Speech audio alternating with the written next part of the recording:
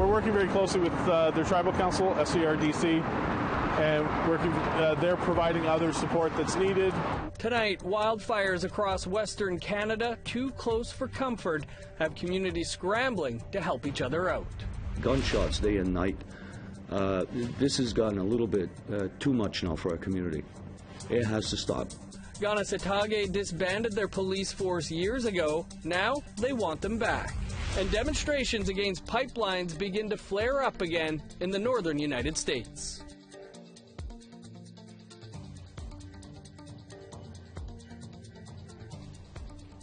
Good evening, I'm Dennis Ward. Welcome to APTN National News.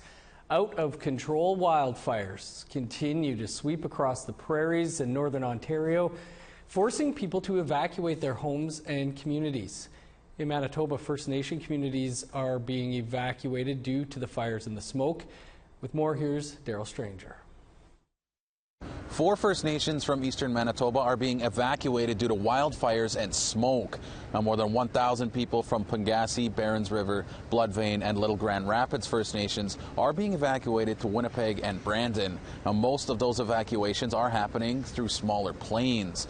The Canadian Red Cross is working with the federal government to provide the resources the communities need. We provide lodging, provide food, hygiene equipment, or hygiene kits they might need, other personal supplies. We're working very closely with their tribal council, SCRDC, and they're providing other support that's needed. We also have our safety and well-being team that helps with any mental health issues. Now, this is a highway leading to Bloodvein First Nation, and you can see just through these photos how close the fire truly is to the community. According to the Manitoba government, there are 130 current active fires in the province, 12 of them being out of control. Now, a special air quality statement has been issued for much of the province due to the smoke. And even just standing here, you can feel how much cooler it is outside compared to even a few days ago. Now, to date, there have been 300 fires recorded in the province, and that number is sure to rise. We know disasters can happen any time of the year. I mean, we had massive storm at Thanksgiving, and we've had floods in March. We know they can happen any time of the year, and our team is always ready. We know that, yes, this is fire season, and we're prepared for it. That's your update on the fires here in Manitoba. What's more, we go to Saskatchewan and Priscilla Wolf. Priscilla.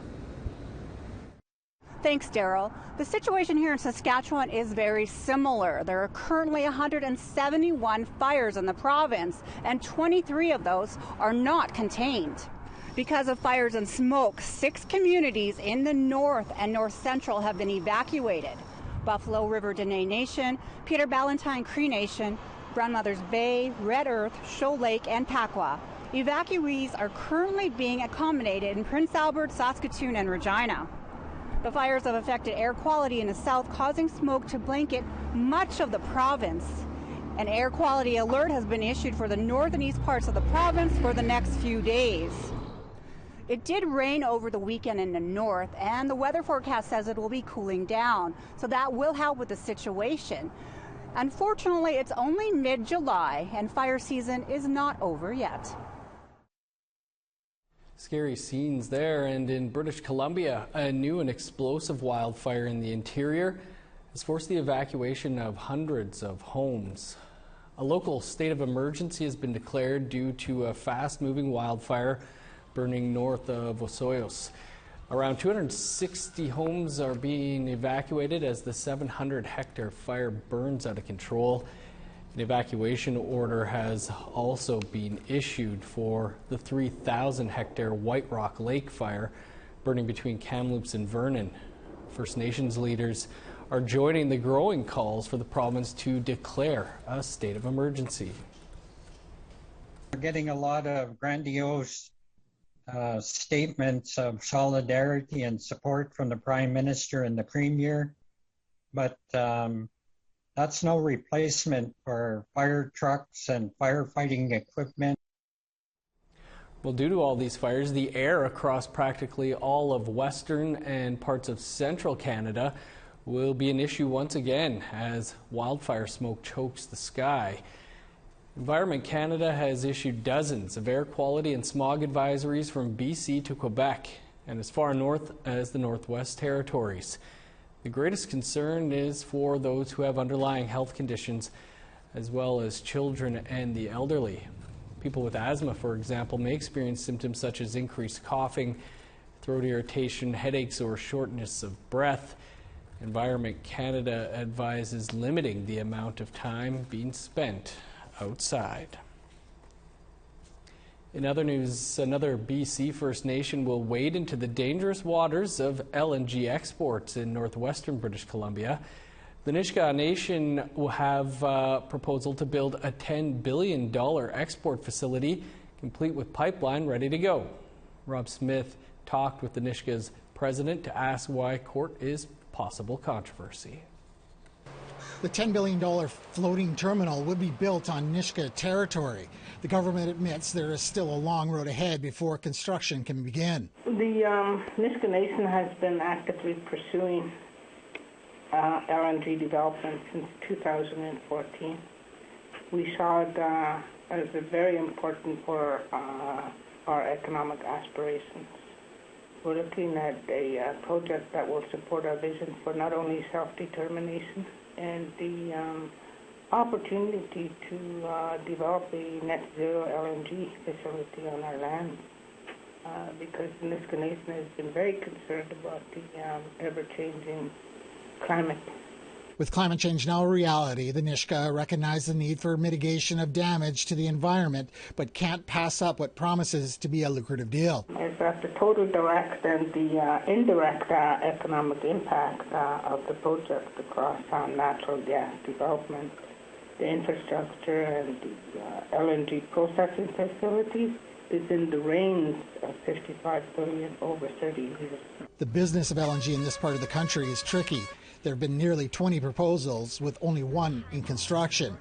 Nisga'a neighbors have proven opposition to LNG can be fierce. Both Wet'suwet'en and Tsimshian people opposed to mega projects in their traditional lands put their bodies on the line, sometimes facing violent arrests. There will, of course, be some controversy. That's a given. But at the same time, the Nisga'a Nation will be pursuing engagement with other First Nations and groups along the route. The environmental assessment is the next step. Construction could begin in 2024. Rob Smith, APTN National News, Vancouver. 7 water protectors, including internationally renowned activist Winona LaDuke, were arrested yesterday at Shell River in Minnesota for holding a peaceful prayer in opposition of the construction of the biggest tar sands pipeline to date. Indigenous environmental group Honor the Earth says the pipeline, more commonly known as Line 3, will cross underneath the Shell River in 5 places and severely damage the aquatic environment. They also argue its construction violates Anishinaabe treaty rights. Over 500 people have been arrested for expressing opposition to the pipeline. Well, we'd like to hear what you think about the ongoing opposition to Enbridge's Line 3 pipeline south of the Medicine Line. It's mostly built here on the north. Here's how to continue that conversation.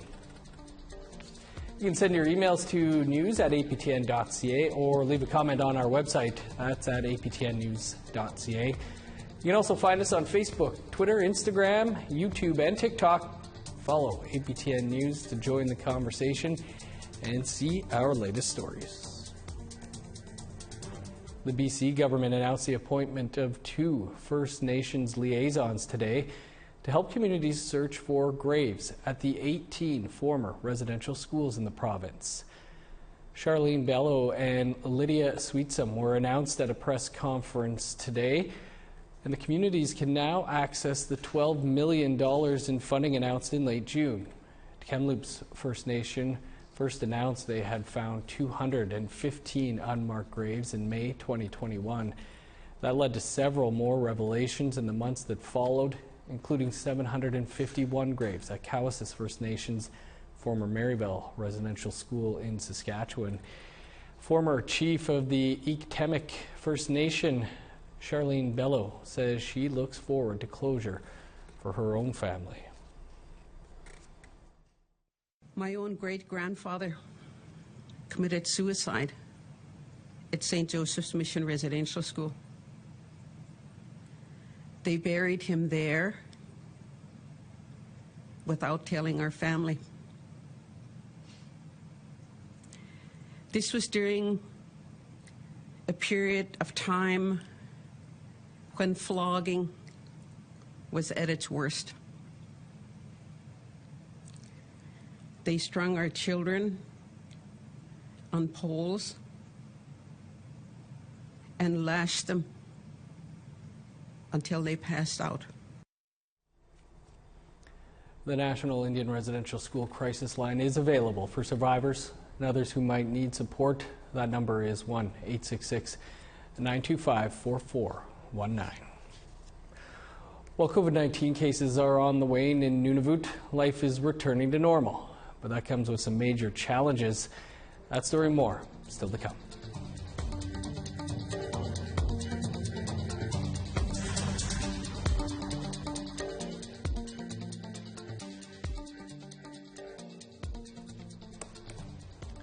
Welcome back to Nunavut now, where the territory is celebrating a few milestones in their COVID-19 recovery, but is also facing a severe staffing challenge.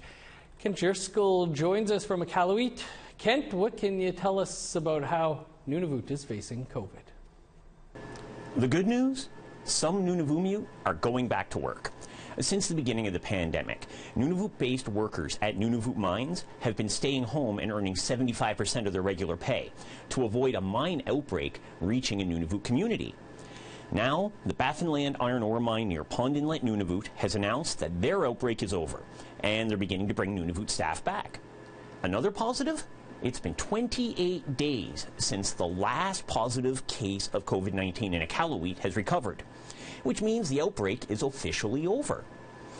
Nunavut's chief public health officer put out a statement saying that despite the outbreak being over, the current restrictions will remain in place for at least another 2 weeks. If that time passes and Iqaluit's still COVID-free, well, things could change then. What remains a huge concern to Nunavummiut is a nursing shortage that has closed some of the health centers in the territory. Grise Fiord and Resolute will see their health centers close in mid-August with no announced date to reopen. 6 other communities will see temporary closures over the summer. Now, we asked the Nunavut Health Department to come on APTN National News to explain this nursing crisis. They refused. They offered us an assistant deputy minister over the phone. I asked why. We still don't have a response. Back to you in Winnipeg. Definitely a story to keep an eye on. Thanks, Kent. Kanesatake says it's coming to the table with the province of Quebec to talk shop about cops. The Mohawk Territory northeast of Montreal has been without its own police force for 17 years. But they say crime is rising and provincial police are slow to respond. But is homegrown policing the way to go? Lindsay Richardson takes a look. Take a dip in the archives, and there's hard proof of strain between Kanesatake Mohawks and Quebec's provincial police officers going back to 1990. But from the late 90s to the early 2000s, the homegrown Kanesatake Mohawk Police Service was rocked by allegations of fraud, firings, and shootouts. The former Grand Chief lost his home to arson and was threatened for ordering police raids on his community's cigarette shops. I'm coming after you, I'm coming after your family, there's going to be war. I'm heavily armed, I'm dug in, and try to come and get me. The force disbanded 17 years ago, but there's been little improvement to law and order on the SQ's watch. Possession of drug and alcohol, 0. Production of drugs, 0. Really? This is a joke. In 2021, Kanesatake's Grand Chief seized fires everywhere, literally. 14 arsons, 9 attempts, constant racing throughout the community, gunshots day and night. This has gotten a little bit too much now for our community. It has to stop. Simon says the last straw was the SQ's failure to intervene when an area pot shop held a rager, hundreds strong. They were supposed to set up roadblocks at 3 areas here, the access roads into Kanesatake. They only set up 1, and that was about a little after 10 p.m. No tickets were given, no arrests, nothing. These people came here, they created havoc in our community and were allowed to leave without incident. Then things intensified.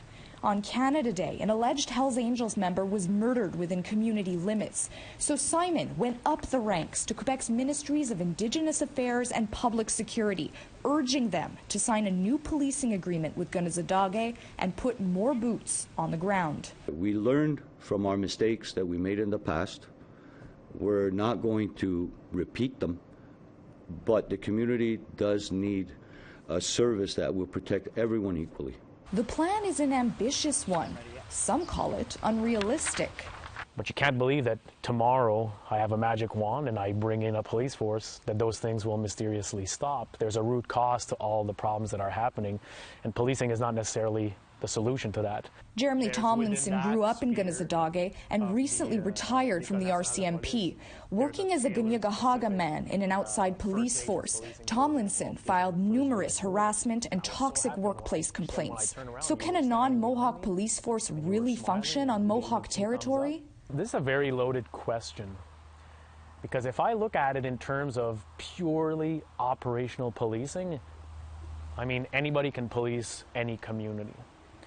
Now, if we look at it as in the terms of effective service delivery, then there's a lot of other things we need to look at, other factors, you know, culturally sensitive service delivery.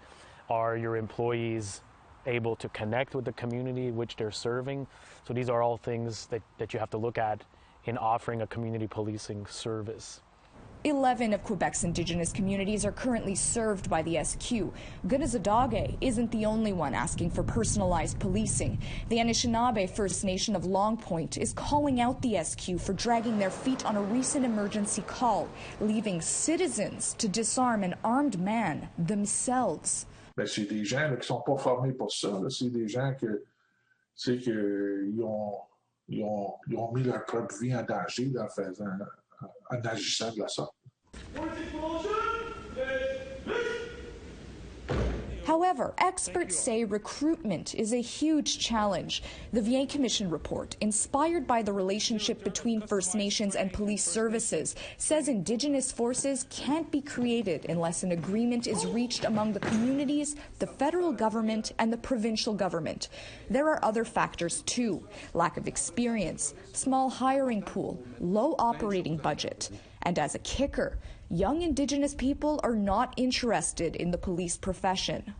Is a traditional model of policing even right for our people? Because if you look at us traditionally, pre-contact and even post-contact, you know, I'd say just even outside the last century and a half maybe, policing was not a concept at all amongst our people. Simon promises consultation first and says police services will be independent from council. In his view, bringing back Mohawk cops is the only viable solution. Every creature on this planet has a right to defend itself and to protect itself. And a policing service here, like I said, it's not an oppressive tool. It's one that will protect and help us develop. It's the main pillar of all development. Quebec's Minister of Public Security has confirmed that discussions are ongoing, but has also described them as complex. Until then, the community will have to make do and hope that history ceases to repeat. Lindsay Richardson, APTN National News, Kanesatake, Mohawk Territory. It was blast off for another billionaire today. That story and more still to come.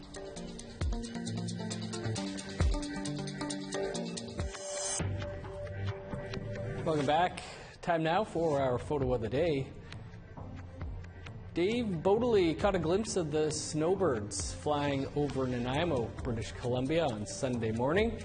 Great shot, Dave. Thank you for sharing. Good luck to anybody trying to get that out there today. If you want to share your photo and have it featured here on APTN National News, you can send it to share@aptn.ca along with the location and a brief description. Tune in to see if we have your picture on the air. Now let's take a look at tomorrow's weather forecast. Starting on the east coast, 24 with showers in Halifax, 23 in rain for St. John's, 18 in Nain and Cartwright, 23 in the Grand River, 21 in Montreal with showers, 23 in Chibougamau. Sunny and 23 for Sault Ste. Marie. Sun's out in North Bay with a high of 22. 24 in Thunder Bay, 1 degree warmer in Sioux Lookout. 26 for Puckatawagan, Thompson, God's Lake, and Norway House. 24 with a chance of showers in Winnipeg, Smoky, and 23 in Brandon. Smoky and 26 for Regina and Estevan, 25 in Saskatoon. More smoke in the north, 25 for Uranium City and Stony Rapids. That smoke continues, of course, in northern Alberta, 24 for High Level and Fort McMurray. 31 in Medicine Hat, 23 in Edmonton. Showers and 22 for Vancouver, sunny and 29 in Kamloops. 11 with rain for Dease Lake, 19 in showers in Prince George. 28 with rain in Old Crow, 23 in Whitehorse. 25 in Yellowknife, 30 with showers for Norman Wells. 14 in Sax Harbor, 27 in Paulatuck. 17 in Arviette, 19 for Whale Cove and Baker Lake. +1 with rain in Resolute, 3 in Arctic Bay.